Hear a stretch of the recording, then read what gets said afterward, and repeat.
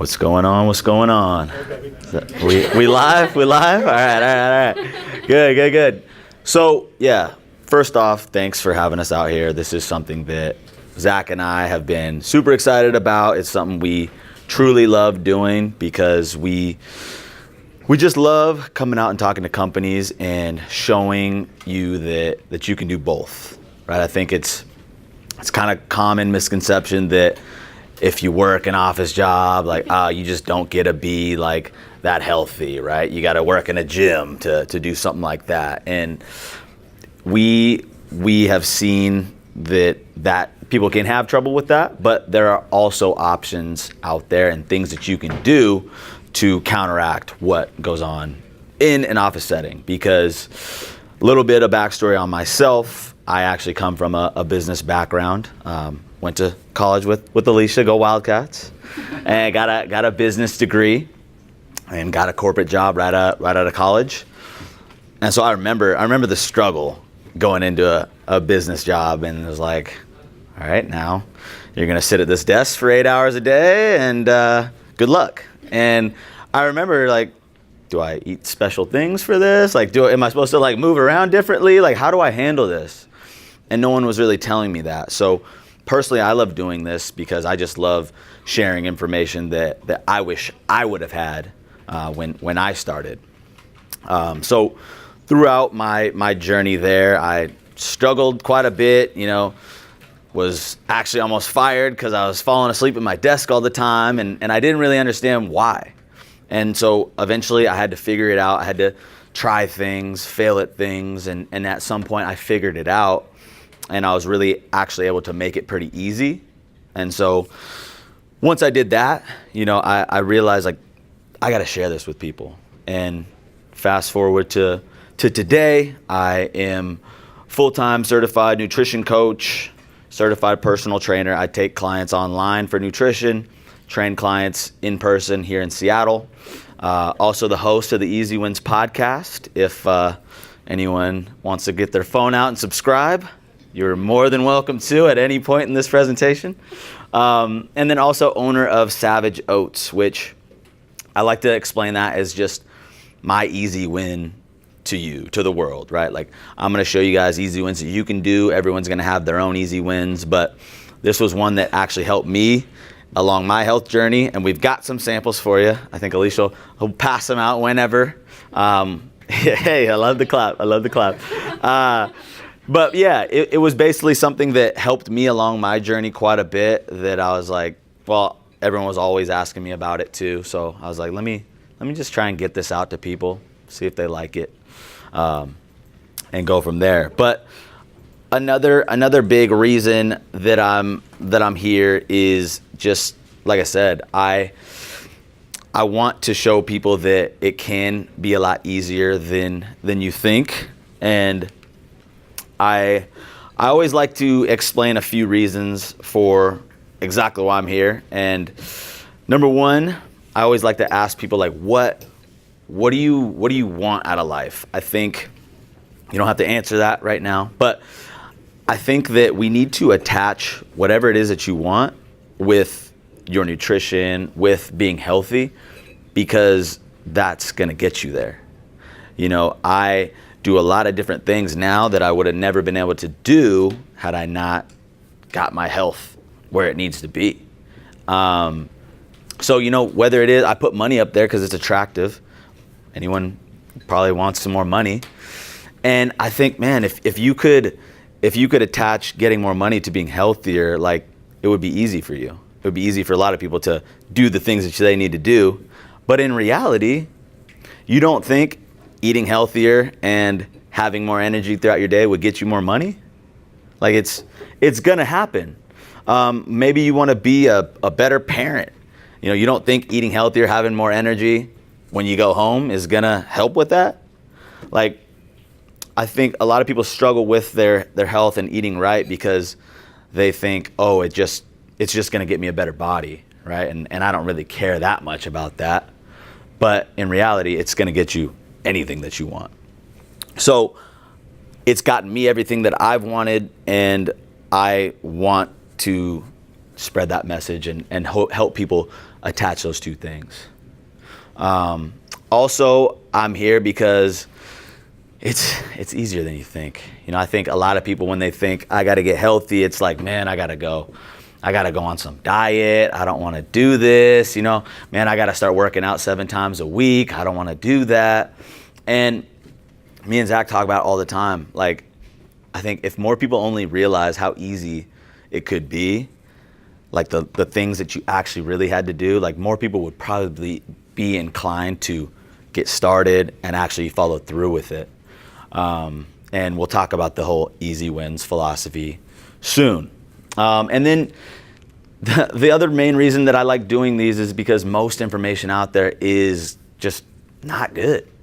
You know, from where I started reading many articles to where I am kind of actually knowing what is good and what's real, like, I'm like, man, like none of those articles were really that good. And funny story, or before I get into the funny story, there's a couple reasons the information isn't that great. Number one, a lot of it is just clickbait. It's just designed to put a flashy headline up there to get you to read it and not actually provide any real value. Number two, it's getting you to read it so you buy something that isn't going to provide you much value. And then a lot of it is just outdated. You know, this stuff's always changing. So 20 years ago, we thought fat made everyone fat. And that's why everything was low fat for a long time. We know that's not true. But if you haven't kept up with the times, you're going to be putting that information out there. And the funny story, I had last week a registered dietitian. This is supposed to be like top of the field, right? This is like your doctor reached out to me. And me and Zach are like, what does she want? You know, what's she getting at? She asked me for help. She's like, hey, honestly, I know I'm a registered dietitian, but we learned like food pyramid stuff. Like all the stuff I learned was really outdated, and I just want to learn like what is actually going to help me. And she was struggling.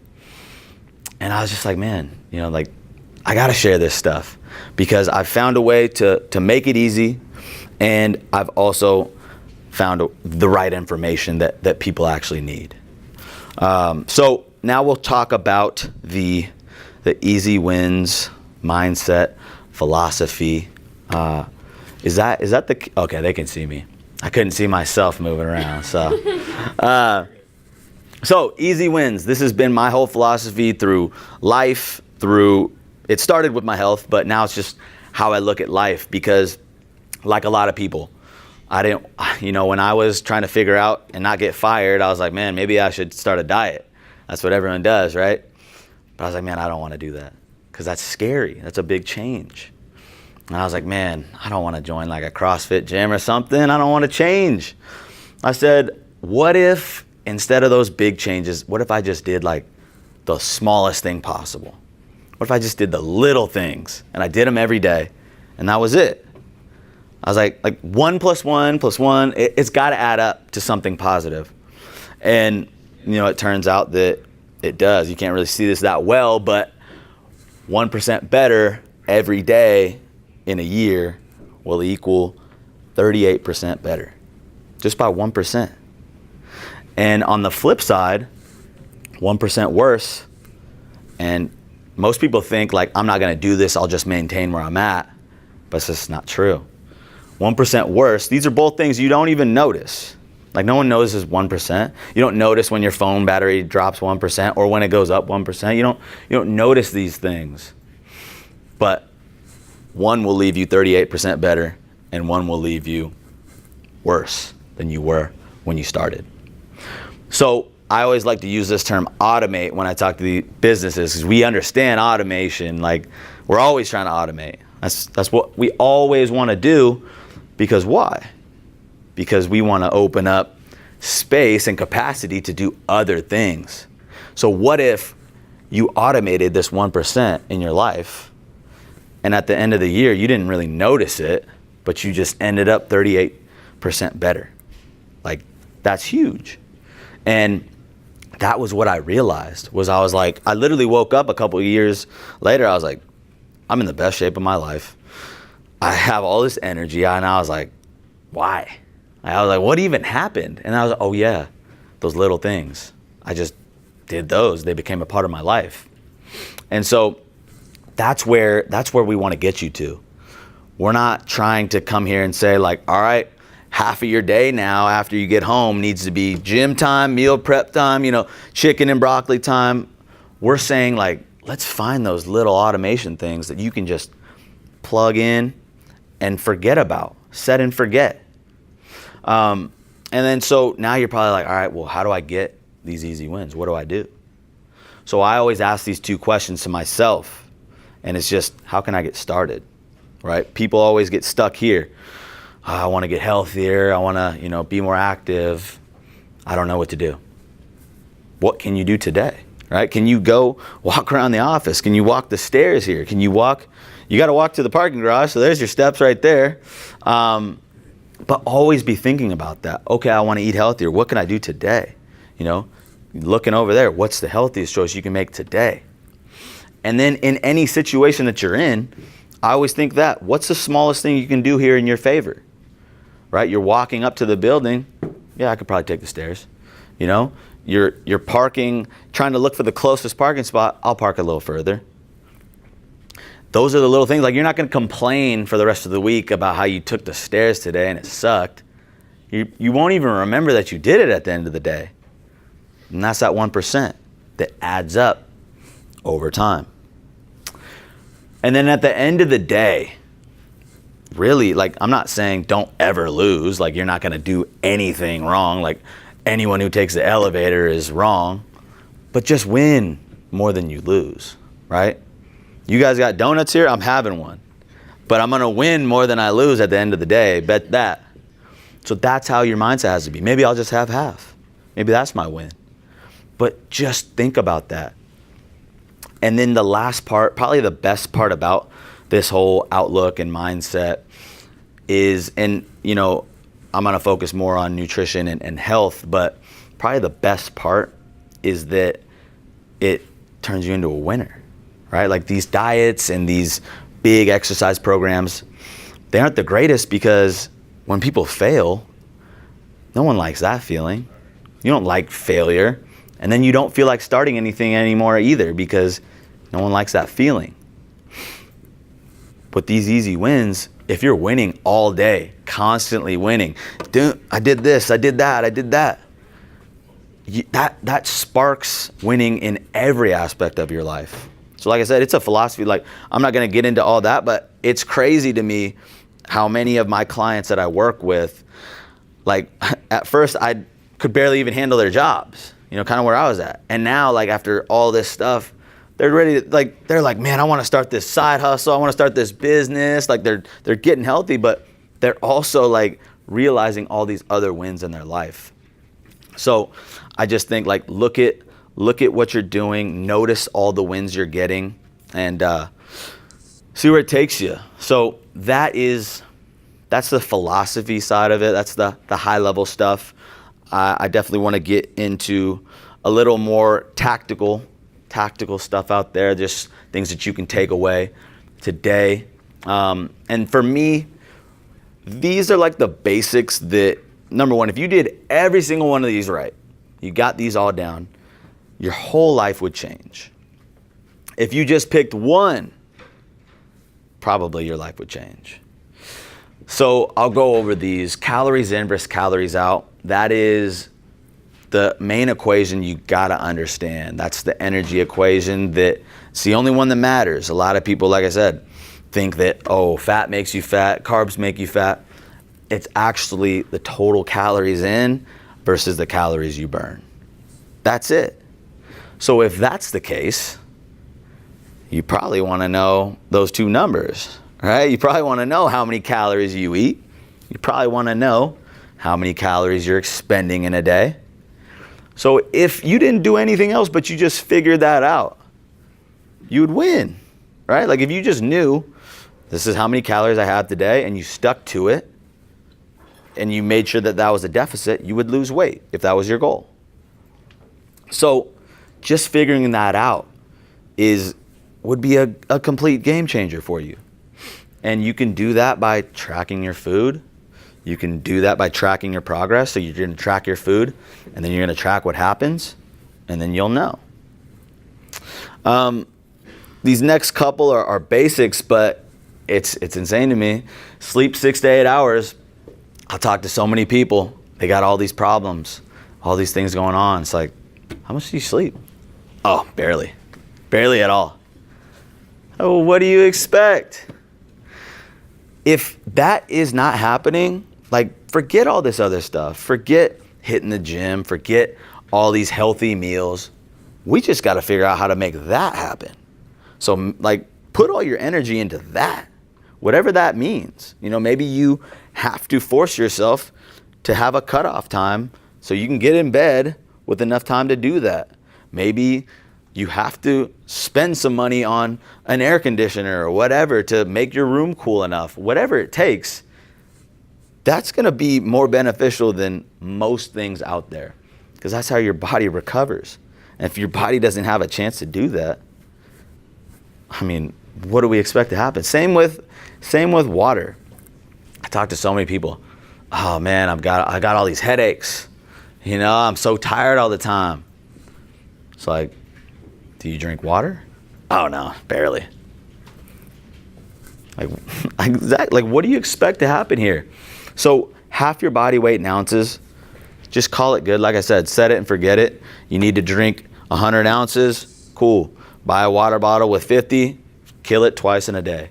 Set a timer, by noon you gotta drink one the rest of the day. Like, just set it and forget it and just do it. Knock that out. Over time, that's that 1% that's really gonna add up. Because anyone who's had a headache for a long time, anyone who's always tired, like, that'd probably improve your life pretty much a lot if you didn't have to go through that. And then this one is big for me, exercise in a way that you enjoy. So I didn't say join my CrossFit gym. I didn't say hit SoulCycle. Figure out a way that you enjoy. I didn't even say any type of weightlifting. If you love, you know, playing basketball, then you should play basketball, but you should do it. And that's the thing. Because I can write you the best workout program of all time. But if you don't do it, it doesn't do much. So I would rather have someone go to spin class 3 times a week than do my program 5 times and then quit, right? Because whatever you can be consistent with is what's actually gonna matter.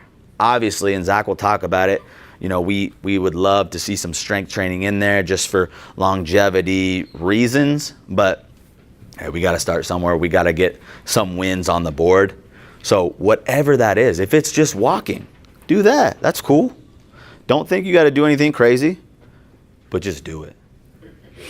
And then eat veggies as much as possible. I'm not even gonna get into the benefits there. There's so many of them.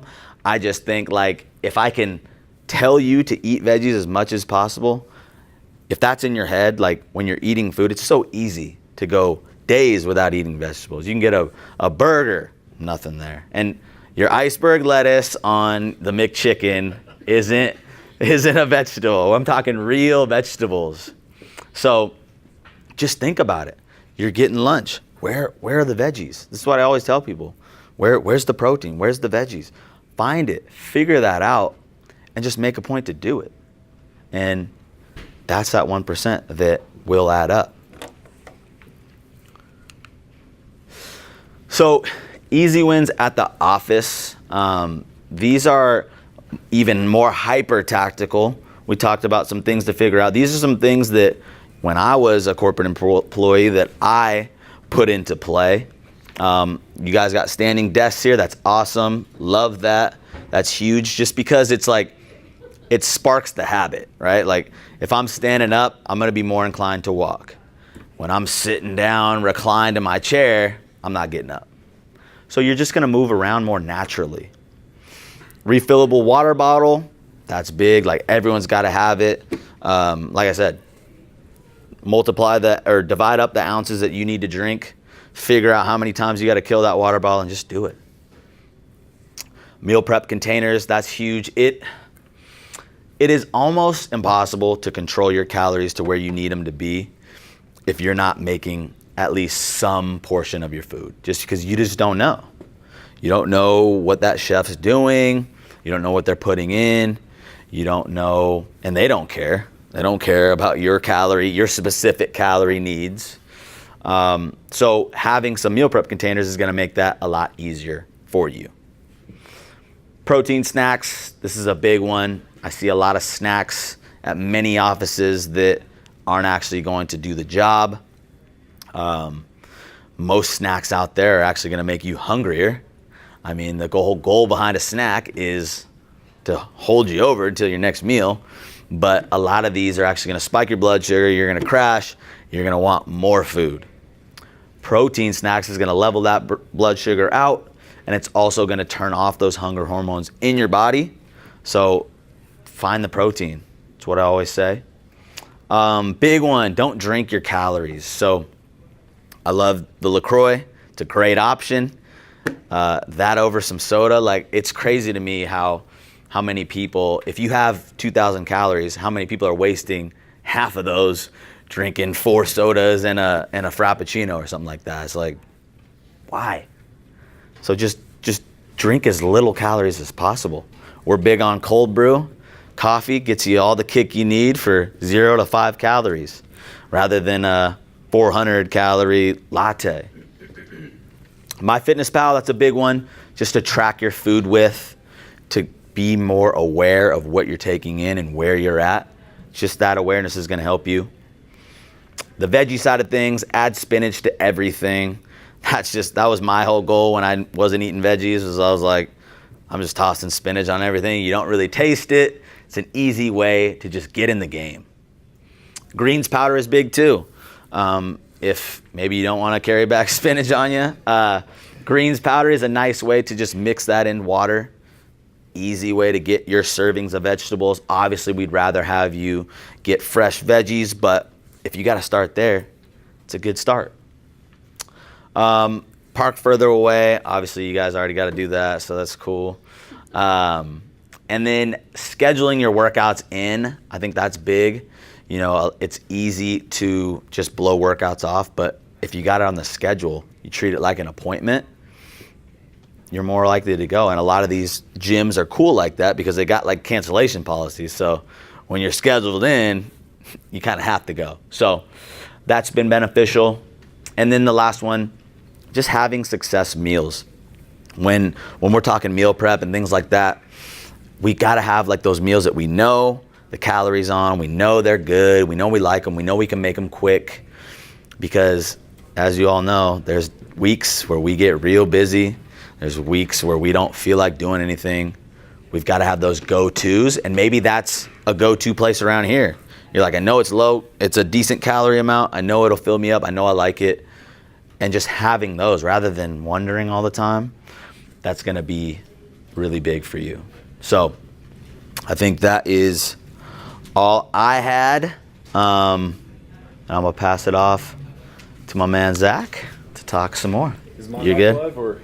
Yeah, we gave that to you, so that should be good. Yeah. That's ours, right? Yeah. Yeah, you're good. Is it actually playing through the speakers? Yeah, it goes into the speakers. Okay, cool. Just making sure it's going. I can talk loud too anyway. So I'm Zach. I'm a doctor of physical therapy. I practice out of Bellevue and I practice out of Seattle. Reason why I'm here with Mitch, we've kind of co-started this project called HiDef Seattle, which is like a full service wellness kind of thing, personal training, nutrition coaching, physical therapy, wellness in general. And our big goal is just to spread the message of health, easy wins, things like that. I specialize in sports and orthopedics with a focus in performance and injury prevention. Out of Bellevue, I work with a lot of people that are in the same situation that you guys are in. I work with employees from Microsoft, Amazon, Facebook, all of those tech companies. And I started to notice that there's a lot of similar conditions that are coming in time after time, and they're fairly simple to prevent. It's just that people don't know really how to prevent them. And so I've come up with a list of kind of things that you can do to try to prevent some of the common things that come through my clinic that can help you kind of be a little bit more healthy and get those easy wins like Mitch talked about. These are fairly simple things that I'll talk about today that are like that 1% that Mitch talked about, where over time they really add up, but you don't notice it slipping away. It's kind of like watching grass grow. Like losing your mobility is just like that. It's just a slow process. Okay, so this is my why. I like teaching others about physical therapy. A lot of people don't know about physical therapy. There's a stat that floats around that approximately 93% of people that actually need physical therapy never get physical therapy. A lot of people misunderstand physical therapy. What I like to do is also help people take control of their own health. So as opposed to some other people in the medical profession, which I have no problem with, I like to empower people with exercise, stretches, mobility. Yes, I do hands-on work, I do that kind of thing, but I try to give people the tools to help themselves so that they have to see me as little as possible. And then my goal after I see someone one time, I don't ever want to see you again, not because I hate my patients, but because I want to give them, I feel like I've failed if they come back because I haven't given them the tools to succeed. And that's kind of part of my process of trying to improve medicine and access to information and access to medicine. So with like telehealth and things like that, online consultation, that's kind of what we're trying to pioneer a little bit as well. So let me start with my first why, where I'll teach you a little bit about the human body, just so you guys have a little bit of background of what I'm going to talk about here. So basically, everything goes around this that the body prefers to be in motion. We don't sustain positions very well. And just like I wrote down here, there's no perfect posture. So we were kind of joking around about posture before we started the talk. And he's got that forward posture. You've got good posture back there. But there is no perfect posture. There's just postures that are better than others, okay? So some that you could sustain for longer periods of time, some that you can't. So some people like to stay in one position that's a little bit more comfortable. Some people like to be in a bunch of different positions and kind of move around. One of the key concepts that we're going to talk about, and the reason why I've prescribed the exercises that I have for you guys and kind of going to go through some of those, is because the body works in an interesting pattern in that there's alternating areas of mobility and stability. So if you start down at the foot, it's a fairly stable joint. You move up to the ankle, it gets mobile. Then the knee, it only bends in one motion. That's also a stable joint. The hip has 3 planes of motion that gets mobile, and it travels up. It gets really important once you get into the mid-back. So your low back is meant to be a fairly stable joint. It really only moves well in one plane, has some movement in the other planes, but not as much. And then this is where the big hang-up comes, is the mid-back. Because of the positions, now these chairs are really good that you guys have out here, but because of the position of supporting ourselves in those chairs for long periods of time, we don't do a whole lot of rotation through our mid-back, and that's one of our most mobile areas of the body. So then you go up into the neck, the base of the neck is stable, and then the actual upper neck is mobile. So if you start to lose mobility through your midsection, what that starts to do is it starts to pass that stress down to your low back, and it starts to pass the stress up into your neck. So that's why a lot of people that have sitting jobs, like you always hear people talking about low back pain, neck pain, shoulder pain, just because that stress is being passed out of that area. So I want to show you a few things today to help you kind of attack those areas a little bit there. And then consistency is key, really. Just like the 1% that Mitch is talking about, all of this should be done consistently. Now, it doesn't need to be like an hour and a half program that you're doing to make this successful, but it's got to be consistent. And what I try to do is help people build it into their daily routine.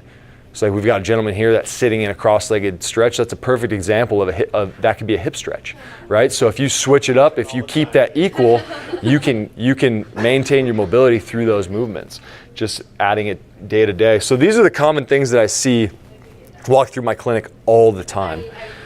The number one thing that's popping up, I go back and forth on this, but they call it tech neck or text neck, and that's from sustained flexion of the neck. And I bet a lot of you guys, after looking down a laptop or a phone, after a while feel that strain on the back of the neck. So we'll show you some stuff to work that out.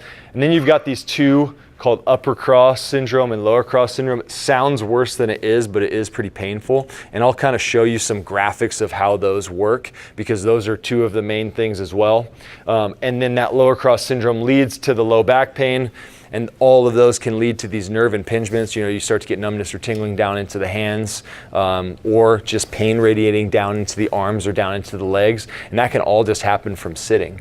I even see people come in that sit so much that they'll get a disc injury just from sitting so much in flexion. And we usually think of disc injuries from like lifting injuries, but I'm seeing it more and more where people are getting radiating pain down the legs just from prolonged sitting, because they're sitting in too much lumbar flexion. So their back is too rounded out. And then really these top two here kind of lead to all of these as well. Tension headaches, impingement of the shoulder. A lot of people come into my office with shoulder. And then I'm actually seeing less and less carpal tunnel. I think it's because a lot of people have these ergonomic mouses and keyboards, which are good to have if you guys have them. So how many of you guys work like that? I mean, this guy has a cool chair. The knees are supposed to go on there, but he's not using it right. But he could have it set up pretty good, but that's a lot of the position we fall into. Or a lot of people get into their work like that. The one thing I see that's bad with this guy's got his keyboard and his computer so far out onto his table that he has to lean forward to look at it. So we'll kind of talk about this, and you guys look like you have a really good ergonomic setup, so I don't know how much we have to go into that. But here's that upper and lower cross syndrome. Okay, this is what I see the most of, and this is kind of what a lot of the majority of our TAC today is going to be on. Upper cross syndrome is the forward shoulders, the head leaning forward, and the head in extension. So you end up kind of in this position like on a laptop, okay? So what happens is you get really tight muscles at the back of your neck. The muscle in the front of the neck gets stretched out and weak, and then you get that opposite pattern of the trunk. So you get weakness of the shoulder blade muscles because your shoulder blades are hunched forward, and then your pecs get really, really tight. So it's almost like you're working against yourself. So now what you have to do is you have to both strengthen and stretch out the opposing muscles. So if your chest gets really tight and your back gets weak, now you've got to strengthen your back and you've got to stretch your chest. So this starts to impact the position of the head, which can put a lot of stress onto the neck. And that's where you get these tension headaches that kind of radiate up into the front of the head and things like that. And then there's the lower cross syndrome, which is almost the exact same thing. And that's also from poor sitting posture, where you sit kind of with your back tilted like this, and you get the tightness into the low back muscles, the abs get weak and stretched out, and then you get weakness in the glutes from sitting, from being in a 90-degree position, and then you get the opposite tension in the front of the hips, which is the hip flexors. And I know a lot of people, if you've ever worked out, everyone's like saying, stretch your hip flexor, stretch your hip. It's because most of us spend time in these sitting positions where the hip flexor is in its shortest position. So then when we go to stand up, it's tight, which dumps the pelvis forward, which puts a lot of stress on the low back. So this is one of the things that we can do to reduce that quite a bit, is some of the stretches that I'm going to show you guys. So over time, this is actually what it starts to look like. And you'll see people walk around like this is an extreme case, but you can even see how stretched out the front of his neck is, how tight the back is. And so that starts to kind of fuse into that position. That just looks painful. So what can you do? You could do this at the office. That will stretch you out in the opposite way as sitting, but I don't think anyone's going to work like that. But you guys already have the key setup, which is the standing desk. Now, standing desks get a lot of good press, but there's also bads that come with it. Like I see you guys don't have the pressure reducing mats. Those could be beneficial. I'm not telling anyone to go like make your company buy a bunch. I don't want to get in trouble. But standing in a bad posture too, like with your, resting on your hip, your ligaments of your hips, kind of leaning back into your hips like this is just as bad for your back and your posture as sitting forward and leaning back, because that's going to put a lot of stress on the back and the hips as well. So that's just something to think about. I like to come up with ideas of things that people can do, kind of like Mitch is talking about, and some of these might be silly to you guys, but it's just a starting point for like some things that you can do to help encourage move around. And you guys seem like you're a pretty forward company, like with movement and exercise, and you guys are having us in here to talk, so I'm sure some of these can be done. So what I always tell people to do, and like Mitch said, the automation of it is set an alarm and just tell yourself to go from sitting to standing. Like, I wonder how many of these desks actually go up during the day? Do a lot of people use them? I think the same people tend to use them. Gotcha. Which is like that pod and that one's. Gotcha. Okay. So actually using them, so setting an alarm to go up and down and actually using the equipment that you've got. Oh, I see this all the time where people are provided with these really nice setups and they've got these ergonomic desks. And I got all these funny pictures of people sitting at really ergonomic chairs and desks, and they're still like finding a way to like sit in weird positions. So set an alarm and just get up and move. Stand, you got a ton of space. You could be walking around. You could do some of the stretches that I'm going to show you here a little bit later. I don't know if you guys, this is the sales floor. I don't know if a lot of you guys are doing sales calls or anything like that. I always like taking calls walking, kind of getting moving while I'm doing that. Walking meetings are fun. I've seen groups do that where they'll get a small group 3 together and they'll go talk about whatever they're going to talk about, and they'll do it while they're walking. You guys might be limited on space, but you could find somewhere to walk to. And then the biggest thing, like Mitch talked about, is setting movement goals for the day. So if you don't have any idea what you actually want to do as far as like movement, like how many times you want to do something or a stretch, or how much you want to walk, or set your steps goals, like the Fitbits and stuff like that, make it really easy to set those goals. So I would say that you should be setting some type of movement goal to make sure that you're actually hitting it, because it's really easy, just like a gym, if you walk in and you don't have your workout set out for you right ahead of time, it's really easy to skip that last set on squats or on bench press or something like that, because you aren't letting yourself down because you never set the expectation for yourself. So that's one of the big things that I deal with my clients is making sure that they're setting some type of movement expectation during the day, so at least they know if they didn't hit it, they can feel that they did a bad job, or they can document that and they can make a change to that as well. And then also, documenting the successes that you're having. Oh, I walked this much, I hit this goal, so that you get on one of those win streaks like Mitch was talking about. Okay, key areas of mobility. These are the big ones.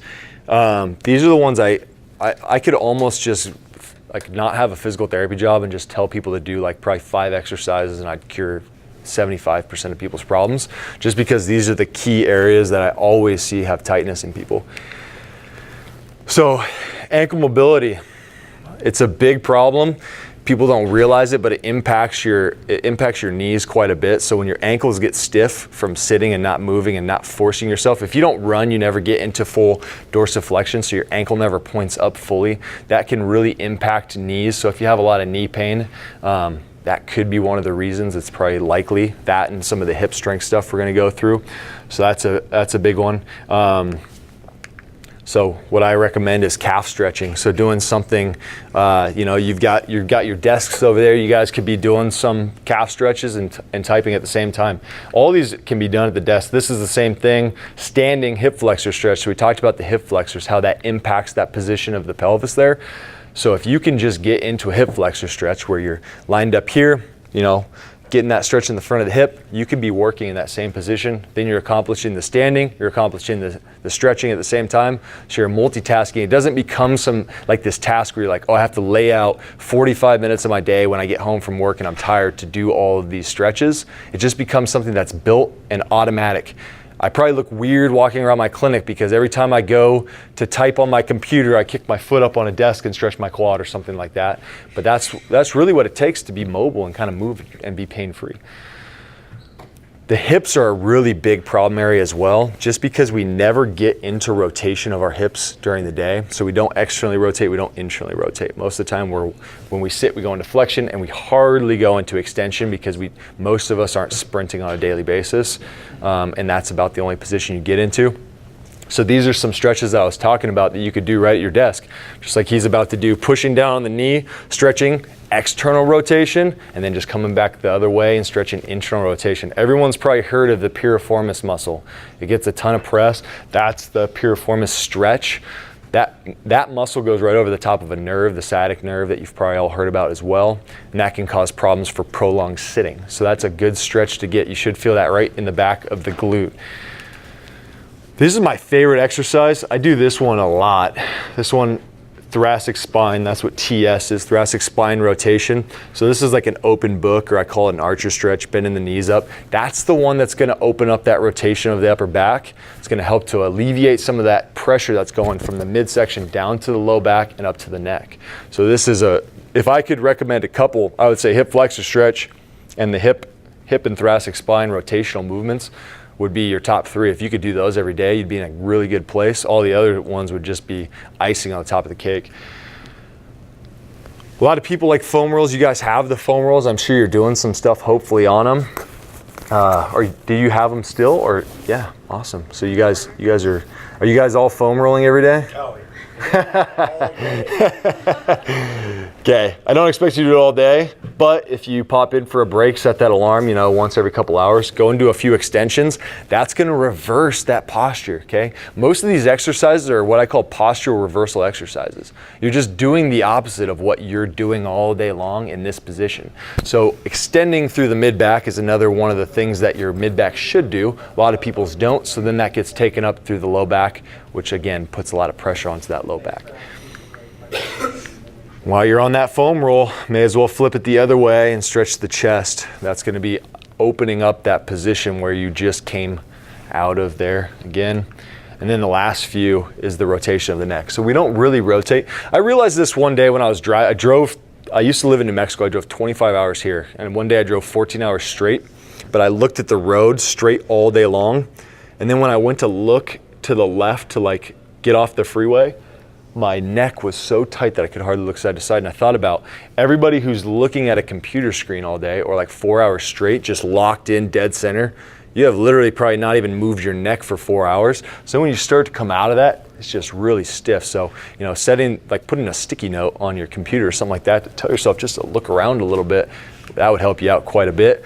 Because once that neck gets stiff, that's where you start to get that muscular neck tension, because now those muscles all of a sudden have to move they have to work really, really hard to move your neck because those joints aren't so free moving, okay? Key areas of strength are kind of opposite but similar. So a lot of the strength areas are the areas of immobility, so the places that should be stable that aren't usually. So glute and hamstring strength, the glutes get weak and turned off as you sit for a long time because they're on stretch all day long. And so doing some type of glute program, hamstring program is good for you. Low back and abs, everybody thinks they want to do abs to get abs, but I'll show you some better ways to do abs. Deep neck flexor strength, that's a weird one. Like the muscles in front of your neck, but really what those do is they get weak as you come out into this position, and that starts to create more stress on the posterior neck. So doing exercises to strengthen the deep neck, pretty important too. And then just strengthening up in the shoulder girdles as well. So here's some examples. Has anyone done a clamshell before? Anyone had physical therapy for their knee or hip? No? So this is a pretty easy exercise to get your hip abduction. You can put a band around the knees to make that harder. And I've got printouts that I'm going to give you guys, or actually it's a email copy of programs for both mobility and strength. So there's 2 different programs if you want to keep them at your desk to look at them. I'm going to email those out to you guys. Similar to that one, you could bust out the old Jane Fonda exercise and do some sideline hip abduction. That's going to work a muscle called gluteus medius, and that one's it's a powerhouse of stability, but it gets weak again because a lot of us don't step sideways during our day, and that's what that muscle primarily does. It also holds your pelvis even as you stand on one leg. So if you get weakness in that glute, what happens is you start to collapse down at your hip. You'll see these people doing that nice runway walk down the street. That's a lot of stress on the low back as you walk like that. So this is my favorite type of core training. A lot of people like to do sit-ups and crunches and things like that, but I like to go the opposite way where I have people stabilize their low back, press the back flat into the floor or the table or whatever you're on, and then lifting the legs in different patterns. So you're working on stabilizing through here while moving the extremities, which is really how we move. If you've ever had physical therapy for your neck, you've probably seen a chin tuck, but this is an example of kind of a chin tuck rotation. What this is going to do is both going to stretch those tight muscles up at the top of your neck, and it's also going to strengthen the deep neck muscles. That's going to take a ton of stress off the nerves that exit the spine that go down your arms. So if you ever get any tingling or numbness in the arms, this can be something good to alleviate some of that pressure. It also helps with some of that tension up at the base of the neck. So that one's a good one to do. External rotation. So this is just purely pulling back those shoulder blades and squeezing, pulling apart with the band. And then some simple wall slides. You guys got plenty of walls here. It's going to work on the lower trapezius muscles, which are going to help to support a healthy posture as well.